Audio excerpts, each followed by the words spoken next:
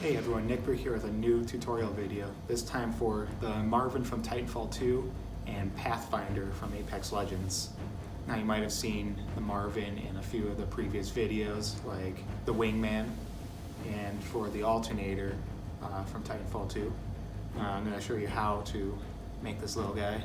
Uses a few of the hero factory parts for the arms and legs, and a 1x1 tile with a U with an umlaut as the smiley face that appears on the chest of Marvin, as well as on Pathfinder and Apex. So anyway, without further ado, here's the tutorial for the Marvin and for Pathfinder, starting with Marvin.